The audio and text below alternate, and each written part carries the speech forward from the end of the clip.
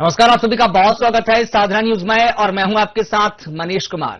मध्य प्रदेश की माहौल सरकार के 2 साल पूरे होने पर राजधानी भोपाल के कुशाभाऊ ठाकरे सभागार में मुख्यमंत्री डॉक्टर मोहन यादव ने प्रेस कॉन्फ्रेंस की। इस दौरान मुख्यमंत्री डॉक्टर मोहन यादव ने सरकार की 2 साल की उपलब्धियों को बताया।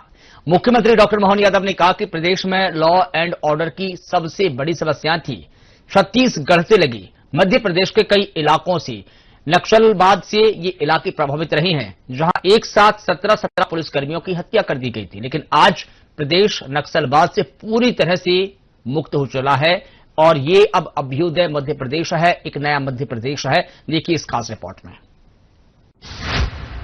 सिंहस्थ में शिप्रा जी के जल में स्नान करेंगे श्रद्धालु। जल संसाधन विभाग को बधाई। बड़ी चुनौती को स्वीकार और पूरा किया। 2026 कृषि को समर्पित करेंगे। सिंचाई का रकबा बढ़ाना, कृषि से रोजगार को बढ़ाना, निवेश सरल, तेज और प्रदेश। MP invest portal 3.0 launch. Madhya Pradesh को गरीबी मुक्त बनाने के लिए गरीब कल्याण मिशन शुरू। 1 करोड़ 35 लाख परिवारों को निःशुल्क खाद्यान्न। स्वास्थ्य सेवाओं में महिलाओं के आरक्षण को बढ़ाकर किया 33%। मध्य प्रदेश दलहन, तिलहन, मक्का, टमाटर उत्पादन में देश में प्रथम। नदी जोड़ो अभियान से नया युग शुरू। भोपाल इंदौर को मेट्रोपॉलिटन सिटी बनाना उद्देश्य। 5 नवीन एयरपोर्ट का संचालन शुरू। निवेश के लिए संभाग स्तर पर इंडस्ट्री कॉन्क्लेव। विश्वविद्यालयों के कुलपति को कुलगुरु का सम्मानजनक नामकरण। सड़क दुर्घटना पीड़ितों को समय पर उचित उपचार दिलाने राहगीर योजना लॉन्च। कहते हैं कि मंजिलें उन्हीं को मिलती है जिनके ख्वाबों में जान होती है। पंखों से कुछ नहीं होता, हौसलों से उड़ान होती है। और ये बात साबित कर दिखाई है प्रदेश के मुखिया डॉक्टर मोहन यादव ने। सरकार के 2 साल न सिर्फ कई काम हुए बल्कि सत्ता पर काबिज सरकार ने वो सब कर दिखाया जो पहले नामुमकिन सा लग रहा था। आज हुई प्रेस कॉन्फ्रेंस में सीएम डॉक्टर मोहन यादव ने कहा कि वर्ष 2024 बहनों के लिए रहा, वर्ष 2025 उद्योग और रोजगार के लिए रहा। आने वाला वर्ष 2026 एग्रीकल्चर सेक्टर में विकास किया जाएगा। सिंचाई का रकबा 100 लाख हेक्टेयर तक ले जाने का उद्देश्य इस साल है। पूरे देश में हमारा राज्य सबसे सस्ती बिजली दे रहा है। सीएम ने कहा कि सरकार के गठन के बाद जो काम हुए वो सबने देखे, तो क्या काम हुआ है और आने वाले 3 साल में क्या होगा, इसकी रूपरेखा तैयार की गई है। सरकार के ये 2 साल विकास और सेवा के रहे हैं।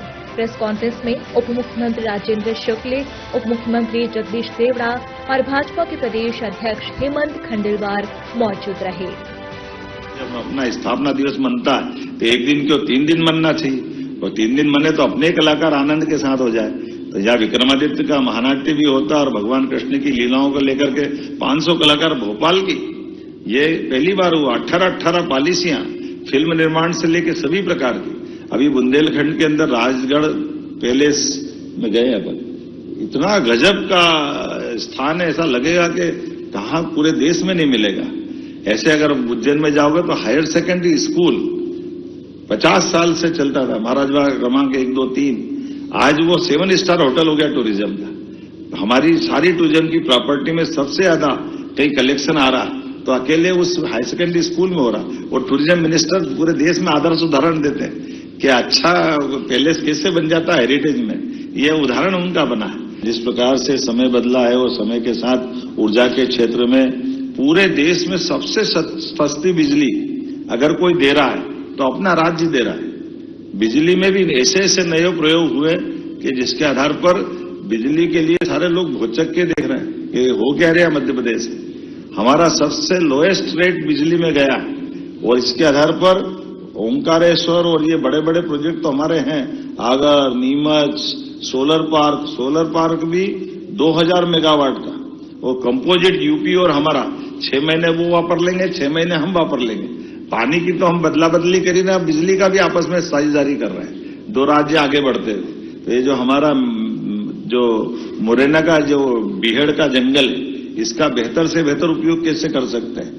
आज ये बदलते दौर में हमारी आने वाले समय के टारगेट भी बड़े हैं, लेकिन अभी बात नहीं करूंगा, बीते समय की बात करूंगा जब हमने अपने नामांतरण की नई पद्धति लगाई। ये भी पूरे देश में रेवेन्यू के लिए नई चीज हो गई।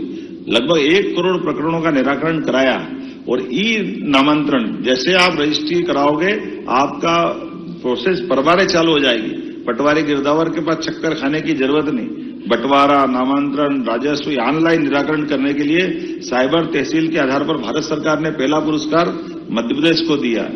19 धार्मिक नगरियों में शराबबंदी, ये हमने अपने धार्मिक नगरियों के प्रति ये जो प्रतिबद्धता बताई, विभिन्न लोक बना करके नर्मदा परिक्रमा के लिए परिक्रमा वासियों के लिए शेड बनाना, घाट बनाना, सभी प्रकार की सुविधा जुटाना और चित्रकूट का धाम भी आनंद के साथ। आप बताइए, जन सहभागिता के आधार पर चित्रकूट का मुख्य मार्ग, जिसमें बड़े से बड़े संतों ने और सब लोगों ने अपनी सहभागिता देते हुए, जब अयोध्या अच्छा हो गया तो चित्रकूट भी होना चाहिए। उसी प्रकार से ओरछा का राजा राम का भी आनंद अलग प्रकार से दिखाई दे रहा है। अब ये कई ऐसी योजना भी चालू की जिसके लिए एक बगिया मां के नाम, 2 एकड़ का खेत अगर आप अपना बनाने जाओगे तो सरकार आपको 2 लाख रुपए देगी, क्योंकि जब नया बगिया बनाओगे तो शुरू में 2 साल आपकी खेतीबाड़ी बंद हो जाएगी।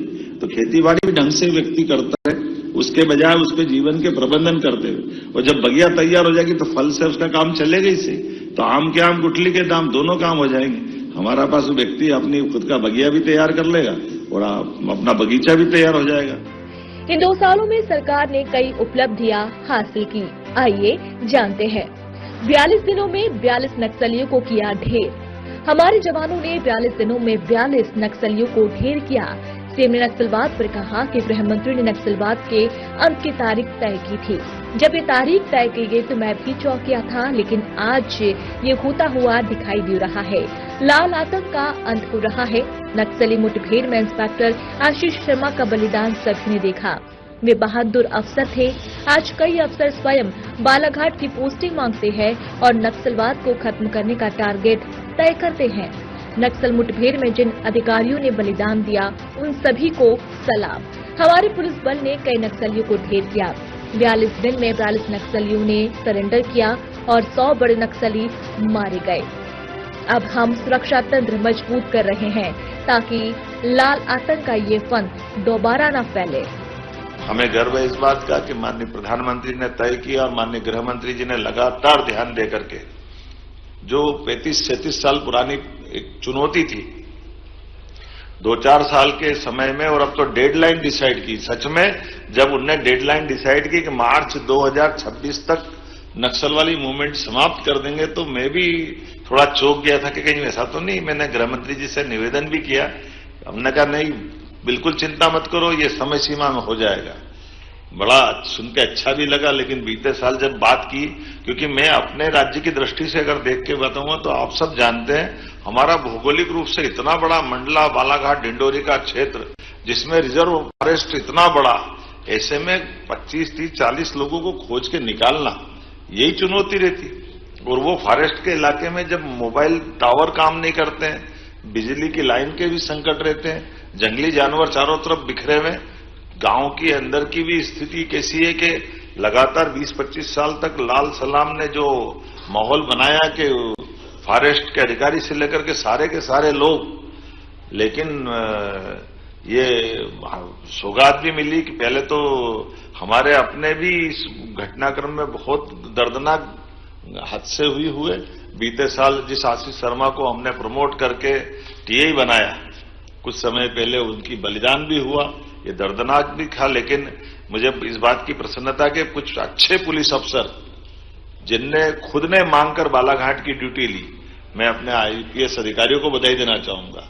आमतौर पर आईएएस आईपीएस पे कई बार सुविधा की और तमाम प्रकार की बातें आती हैं, लेकिन यहाँ के अपने इस राज्य के बहादुर अफसरों ने पोस्टिंग मांग के ली और टारगेट लिया कि हाँ हम ये करके देंगे। आईजी संजय भी ऐसे घूम रहा जैसे जवान मोटरसाइकिल से लेकर के लंबे समय तक ये आईपीएस अधिकारी ऐसे काम करे, ये हम सबके लिए गर्व की बात है। और जब समेकित रूप से काम करते हैं तो उसका रिजल्ट भी आता है कि आज वो इतने बड़ी भयंकर चुनौती थी। मैं मान के चलता हूं विकास के काम तो सब है ही, लेकिन एकदम सबसे बड़ा कोई काम है तो ये हमारा मंडला, बालाघाट, डिंडोरी पहले तो क्रमबद्ध रूप से हमारे सारे जिले एक के बाद एक उस लाल आतंक से मुक्त होते गए और अब जाकर कल जब जीरो की स्थिति बनी तो ये बड़े सौभाग्य की बात भी है और ये उन सबको सलाम भी है जिनने अपना बलिदान दिया। हमारे कई सारे जवानों ने, हमारे आम नागरिकों ने इसकी कीमत चुकाई है। इसलिए हमने कहा कि एक साल के अंदर 10 दुर्दांत आतंकवादियों के समान या नक्सलाइटों को हमने ढेर किया मैदान में और ये संदेश दिया कि आप अगर लड़ना चाहते हो तो हमारा पुलिस फोर्स आपसे निपटने में सक्षम है और अगर आप सरेंडर करोगे तो पुनर्वास पॉलिसी में हम आपके लिए वो व्यवस्था कर सकते हैं। और ये दोनों नीतियों का कारगर रूप बना के हमारे लिए कुछ हमने जब मोबाइल फोन उनके टेप सुने थे तो आखिरी में तो ऐसी स्थिति बनी थी कि दलों के अंदर इस बात की होड़ लगी कि पहले सरेंडर कौन कर रहा है और हमने आखिरी परिणाम देखा कि 42 दिन में 42 सरेंडर हुए और 10 नक्सलाइटों को ढेर किया।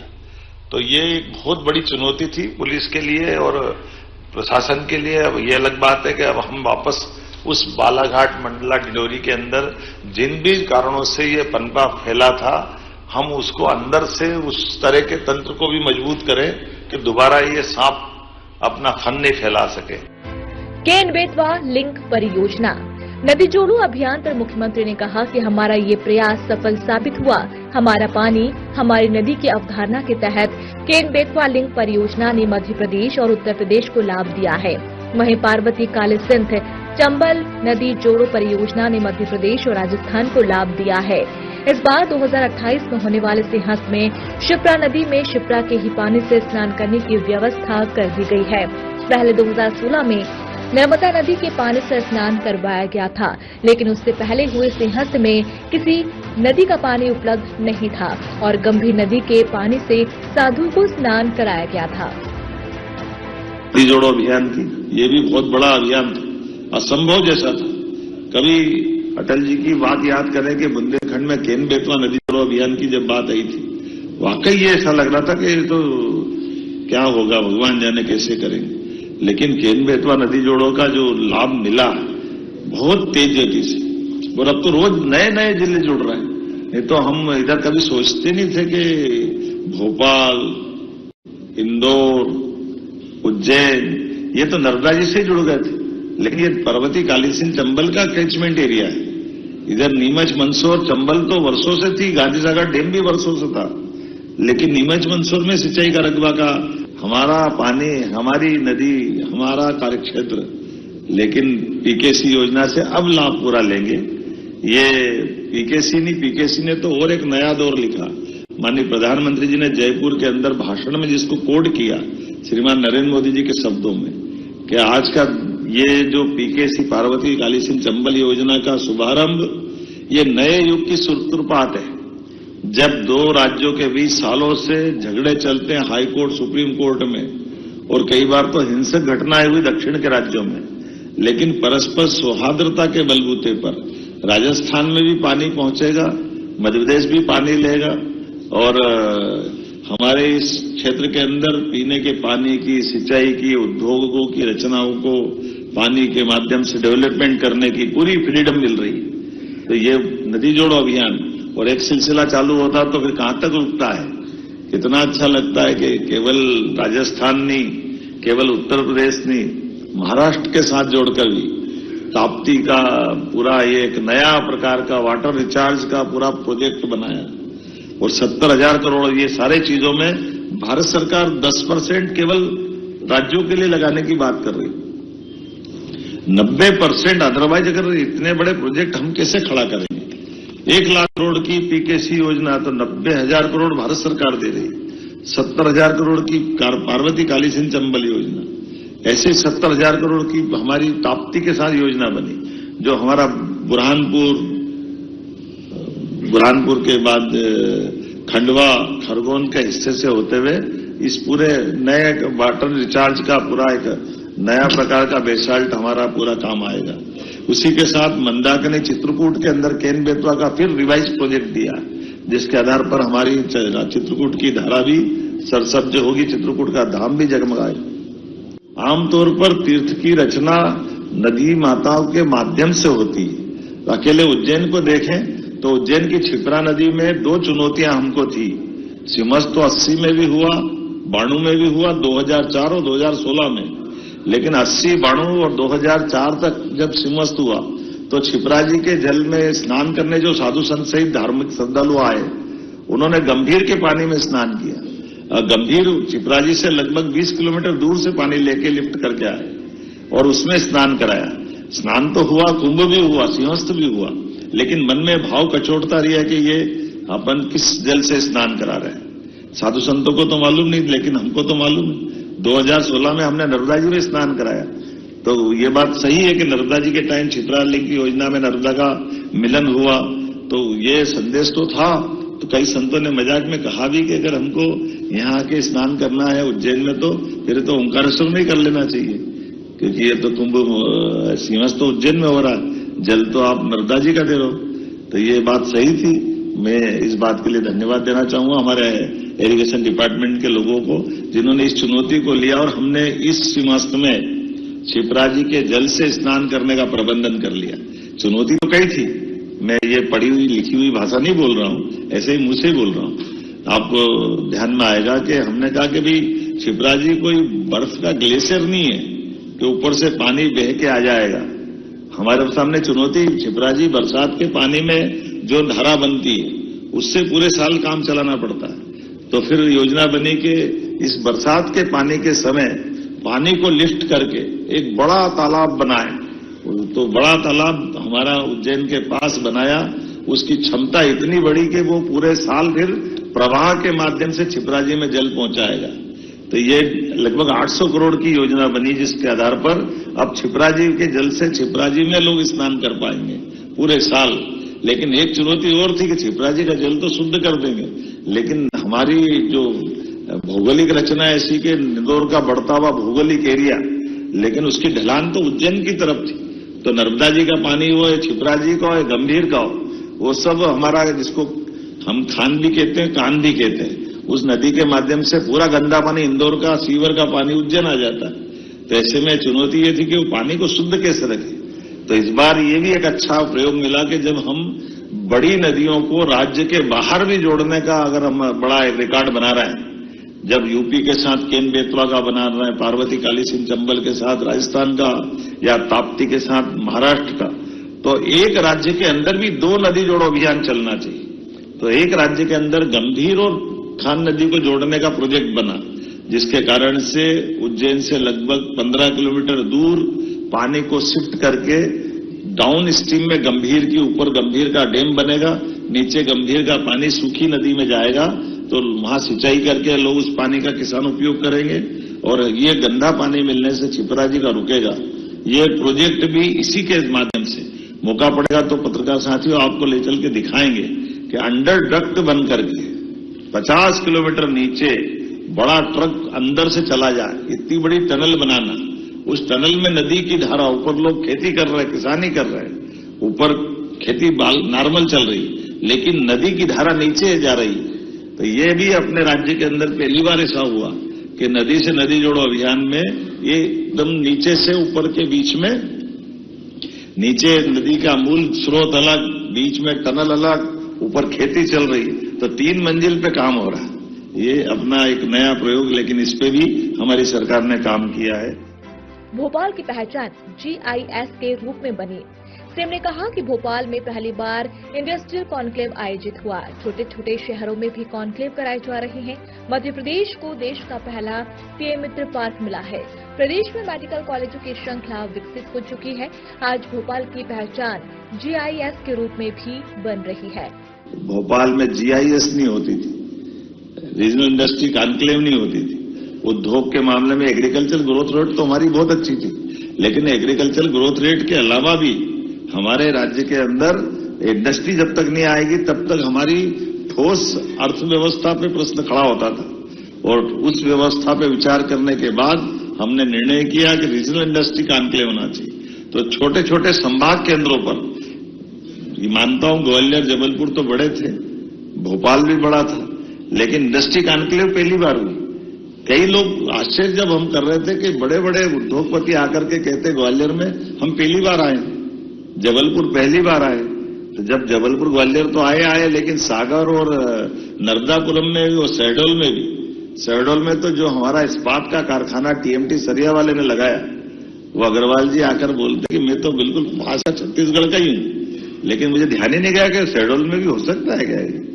3000 करोड़ का बड़ा एक इंडस्ट्री का पार्क, ऐसे निवाड़ी जैसे जगह जिले में एक बड़ा इंडस्ट्री है। निवाड़ी 1.5 विधानसभा का जिला, लेकिन निवाड़ी जैसे जिले में एक 3000 करोड़ का बड़ा कारखाना इस्पात का अगर वो लगता है तो ये हमको सबको प्रेरणा भी देता है, गर्व भी होता है। और अलग अलग नेचर की सब क्षेत्रों में अब खाद का कारखाना सागर में चालू हो जाए, ये भी आश्चर्य है। और खाद भी कौन सा, जिसके लिए 12-32-16 एनपीके, यूरिया। अब ये हमारे राज्य के अंदर आज अधिकांश खाद तो हमारा झाबुआ और सागर से ही पूरा हो रहा है, केवल भारत सरकार की परमिशन चाहिए, बाकी तो अपने राज्य में ही बन रहा है। अब ये भी थोड़ा नया और चुनौती वाला भी है कि केवल रसिया पे डिपेंड नहीं है, हम तो हमारे राज्य में बना रहे हैं और हमारे राज्य के अंदर उद्योगपति उसको दे भी रहे। ये एक नहीं, ऐसी कई सारी सौगातें। पंप स्टोरेज, अभी मैं जब ग्रीनको के लिए हैदराबाद में गया तो हैदराबाद में जिस कंपनी में मैं गया और जिस कंपनी ने यहां लगभग 6000 करोड़ का निवेश किया है पंप स्टोरेज, राज्य के अंदर सौहार्दपूर्ण संबंध आसपास का रहने का क्या परिणाम आता है बताना चाहूंगा। ये देश का नहीं दुनिया का सबसे बड़ा पंप स्टोरेज हाइडल पावर हमारा बना है नीमच में। माननीय गृह मंत्री जी, आपने माननीय उप मुख्यमंत्री जी है, उसके अंदर उन्होंने खुद ने कहा कि ये इससे पहले हमारा दक्षिण में हैदराबाद के पास बनाया था, तो 4 साल लगे थे हमको बनाने के, और अगर ये विदेश में बनता तो ये 8-10 साल में सारी परमिशन लेके होता, लेकिन मध्य प्रदेश में 2 साल से भी कम समय में हो गया।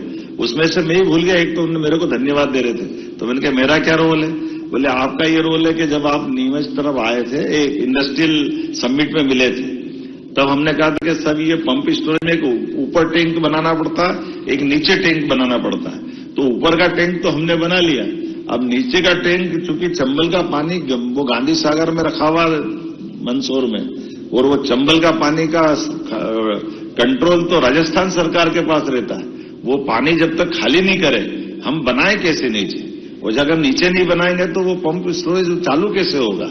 तो मैंने मेरे से निवेदन किया, मैंने वहीं से फोन लगा दिया माननीय मुख्यमंत्री भजन लाल जी को कि जरा ये चंबल का हमारा एक प्रोजेक्ट बिगड़ रहा है, आप अगर पानी कम कर दोगे तो हमारा काम हो जाएगा। मुझे इस बात के लिए आनंद भी आया कि उन्होंने कहा भैया जब आप पीकेसी जैसी योजना के लिए 20 साल से राजस्थान मध्य प्रदेश के झगड़े खत्म करके आप हमको पानी दोगे तो ये मदद क्यों नहीं करेंगे आपकी। उन्होंने कहा चंबल में हम पानी कोटा में रोक लेंगे और आपका ये पानी का उपयोग आप कर लो, हम पानी कम कर देते। उनने 15 दिन के अंदर पानी कम कर दिया, और इसका फर्क ये पड़ा कि जो प्रोजेक्ट 4 साल में पूरा होने वाला था वो 2 साल में पूरा हो गया। सबसे सस्ती बिजली एमपी में सीएम डॉक्टर मोहन यादव ने कहा कि पूरे देश में सबसे सस्ती बिजली मध्य प्रदेश दे रहा है। राज्य में बिजली का लोएस्ट प्राइस उपलब्ध है। उन्होंने आगे कहा कि सरकार ने 19 धार्मिक नगरियों में शराब बंद की है। मां की बगिया योजना के तहत 2 एकड़ का खेत विकसित करने पर सरकार 2 लाख रुपए दे रही है। पूरे देश में सबसे सस्ती बिजली अगर कोई दे रहा है तो अपना राज्य दे रहा है। बिजली में भी ऐसे ऐसे नए प्रयोग हुए कि जिसके आधार पर बिजली के लिए सारे लोग भौचक के देख रहे हैं कि हो क्या रहा मध्य प्रदेश। हमारा सबसे लोएस्ट रेट बिजली में गया, और इसके आधार पर ओंकारेश्वर और ये बड़े बड़े प्रोजेक्ट तो हमारे हैं, आगर, नीमच, सोलर पार्क भी 2000 मेगावाट का, और कंपोजिट यूपी और हमारा 6 महीने वो वापर लेंगे, 6 महीने हम वापर लेंगे। पानी की तो हम बदला बदली करी ना, बिजली का भी आपस में साझेदारी कर रहे हैं, 2 राज्य आगे बढ़ते हैं। लाडली बहना योजना से मिल रहा लाभ। सीएम ने प्रेस कॉन्फ्रेंस के दौरान कहा कि भावांतर योजना और लाडली बहना योजना को और मजबूत किया जा रहा है। बहनों को अब हम हर महीने 1500 रुपए दे रहे हैं और आने वाले समय में महिला सशक्तिकरण के लिए इसे और आगे बढ़ाया जाएगा। सरकार का लेखा जोखा पेश करने के बाद ये भी कहा कि पहला वर्ष बहनों को समर्पित था और दूसरा वर्ष रोजगार और उद्योग को दिया गया और अब तीसरा वर्ष कृषि के साथ बाकी सभी सेक्टरों को समर्पित किया जाएगा। 2024 में बहनों के लिए वो वर्ष समर्पित किया, ये वर्ष उद्योग और रोजगार के लिए किया। तीसरा हमारा एग्रीकल्चर सेक्टर है। एग्रीकल्चर सेक्टर में हमारे वर्तमान में जो जितने भी प्रोजेक्ट चल रहे हैं वो युवाओं को रोजगार दिलाने के लिए, गरीब की गरीबी दूर करने के लिए। लेकिन एग्रीकल्चर में जितनी ग्रोथ रेट हमारी है उस ग्रोथ रेट को मेंटेन करते करते जो वर्तमान में हमारा सिंचाई का रकबा, जैसे केवल जानकारी के लिए बताऊंगा कि हमारा ये जो सिंचाई का रकबा लगभग 42 लाख हेक्टेयर था, आज की स्थिति में हम इसको 54 लाख हेक्टेयर तक ले गए हैं। लेकिन 5 साल में हम 100 लाख हेक्टेयर तक ले जाने वाले हैं। जब 100 लाख हेक्टेयर तक ले जाएंगे तो ये जितनी बड़ी बड़ी परियोजना मैंने नदी जोड़ों की बताई, इसके साथ साथ जो प्रोजेक्ट हमारे चल रहे हैं उसका डिटेल भी हम दे देंगे कि हम ये जो कह रहे हैं ये ठोस कह रहे हैं। लेकिन इतना भी जानते हैं कि जब हमारा सिंचाई का रकबा बढ़ेगा तो हमारी एग्रीकल्चर ग्रोथ रेट भी बढ़ेगी और क्रॉप हमारे पास ज्यादा आती है तो उसकी चुनौती भी बढ़ती जाएगी। तो हमारी क्रॉप की प्रोसेसिंग यही हो जाए, हमारे किसानों को उसका दाम सही मिल जाए, उसमें कोई कठिनाई नहीं आए, इसलिए इस दिशा में हम लगातार काम कर रहे हैं। और ये एक बड़ा टारगेट है जब हम अपने किसानों की समृद्धि के लिए तीनों तरह से काम करेंगे। वो बागवानी के क्षेत्र में जाए, वो वार्षिक खेती उत्पादन में काम करे, सब्जी बाकी चीजों में, लेकिन मसाले की खेती भी करे, आयुर्वेदिक खेती भी करे। और उसी के साथ साथ जैसे मान लो ज्यादा प्याज आ जाए तो प्याज उसको फेंकना नहीं पड़े, तो इसलिए हम एरिया आइडेंटिफाई करके प्याज से पाउडर कैसे बनता है, लहसुन से पाउडर कैसे बनता है, तो उससे जुड़ी हुई इंडस्ट्रियों को जोड़ करके उसकी प्रत्येक क्रॉप का दाम भी सही मिले और कठिनाई नहीं आए, इस पे भी काम करें। लेकिन ये बात भी सही है कि केवल एग्रीकल्चर ग्रोथ रेट में ऑर्गेनिक का उपयोग जो होता है रासायनिक खादों का, हम ये दुनिया के अंदर मध्य प्रदेश खासकर देश के अंदर भी सबसे ज्यादा प्राकृतिक खेती कहीं होती है, जैविक खेती हो तो मध्य प्रदेश में होती है। तो हम इस पे भी समान रूप से काम कर रहे हैं कि प्राकृतिक खेती को भी प्रोत्साहन कैसे दें, उसकी जैविक खेती को प्रोत्साहन कैसे दें, इसके मार्केट कैसे डेवलप करें। और उसकी थोड़ी जांच का भी एक कमजोर पक्ष है कि वो बड़ा कठिन जाता है कि वो कह देता तो मानना पड़ता अपने को कि वो ऑर्गेनिक है, लेकिन उसकी नीचे तक की जांच होकर के उसे बाजार मिले ताकि वो योग्य प्रकार से फसल का दाम ले। लेकिन ये भी बात सही कि एग्रीकल्चर के साथ साथ हम रोजगार परक सभी चीजों के साथ औद्योगिक निवेश के आधार पर, अधोसंरचना के आधार पर, जैसे हमने कहा कि अभी इसी साल मुझे लगता है कि हमने संकल्प पत्र में कहा था माननीय प्रधानमंत्री जी के शब्दों में कि हम हर कॉन्स्टिट्यूंसी में मतलब लोकसभा में एक मेडिकल कॉलेज देंगे। वो तो हम दे दिए, लेकिन ये जो अभी हमारे पूरे प्रोजेक्ट चल रहे हैं तो 55 जिले में आज की स्थिति में 52 मेडिकल कॉलेज हमारे हो जाएंगे।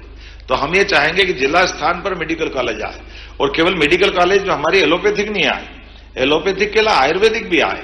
तो आयुर्वेदिक में वेलनेस के आधार पर हमारा चूंकि वनांचल का बहुत बड़ा इलाका है, धार्मिक पर्यटन का बहुत बड़ा इलाका है, तो हमारे यहाँ मेडिकल टूरिज्म भी डेवलप हो, जो इलाज कराने के लिए देश दुनिया से हमारे यहाँ लोग आए। तो ये इनके लिए मूल इंफ्रास्ट्रक्चर, एयरपोर्ट बनाना, एविएशन की दृष्टि से भी उस पर काम करना, टूरिज्म के लिए जो जो बाकी चीजें हैं, ऐसे ओल्ड एज होम भी जैसे मथुरा में अच्छी स्कोप है, ऐसे धार्मिक पर्यटन के केंद्रों पर हमारे में से कई लोग अपने जिंदगी के काफी समय यहां गुजारना चाहते हैं। तो उस दिशा में भी हम ठोस काम कर रहे हैं, जिसमें ओरछा, दतिया, कटनी, मैयर की माताजी, उज्जैन, ओंकारेश्वर, ऐसे हर स्थान पर ये सारी संभावना लेके चल रहे हैं। मैंने कहा कि भाई ये जो हमारे परंपरागत कोर्स नहीं चलना चाहिए, परंपरागत तो चले, लेकिन परंपरागत के बजाय जिसमें अभी मैं जब गया था हैदराबाद तो हमने कहा कि ये एग्रीकल्चर बेस्ड जितने कोर्स हैं नई टेक्नोलॉजी के, वो भी हमारे यहाँ खुलना चाहिए। तो अधिकतम नए से नए कोर्स खोल करके हमारी बौद्धिक क्षमता वाले लोग यहीं रुके, उनको रोजगार मिले, उनको बाकी अनुकूलता मिले, इस पर काम करें। लेकिन एक जानकारी देना चाहूंगा कि जैसे हमने कहा था कि सड़कों के ऊपर गौशाला, मेरी खास करके जो गोमाता घूमती है, राष्ट्रीय राजमार्ग पे घूमती है, आपकी जानकारी के लिए बता दें कि जितनी नगर निगम हमारी है उन नगर निगम के अंदर 5000 से ज्यादा गौमाता रखने की गौशाला बनाने का काम भी हमने चालू किया। उसके कुछ आंकड़े भी देना चाहूंगा कि 9000 गौमाताएं आज हमारी लाल टिपारा गौशाला ग्वालियर में है। उज्जैन में जब मैं मुख्यमंत्री बना था उसके पहले से हमारी गौमाताओं के बलबूते पर मगरौला के पास की गौशाला में हर 2 दिन में, एक दिन में 2, 3, 4 गौमाताएं मर जाती थी। वो कठिनाई थी 150 गाय रखने में भी। आज की स्थिति में 3000 से ज्यादा गौमाताएं उस गौशाला में है और कई सारे हमारे मेरे कांग्रेस के मित्र भी अब अपना जन्मदिन मनाने उस गौशाला में जाने लगे।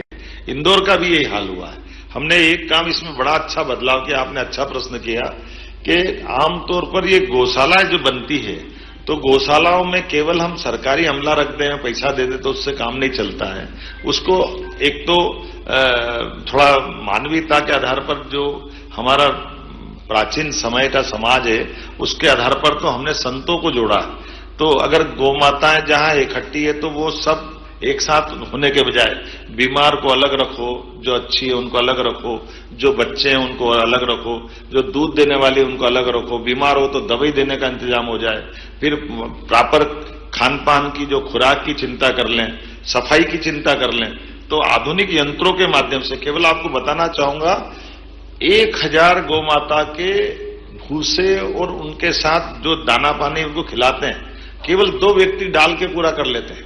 कारण एक बड़ा टैंकर लगाया जिसमें कटा हुआ भूसा मिला हुआ बिल्कुल ड्रम के साथ जो अपना रेडी मिक्स कंक्रीट में रहता इस तरह का बाहर से बुला करके और पाइप के माध्यम से उसको भरने का काम करते।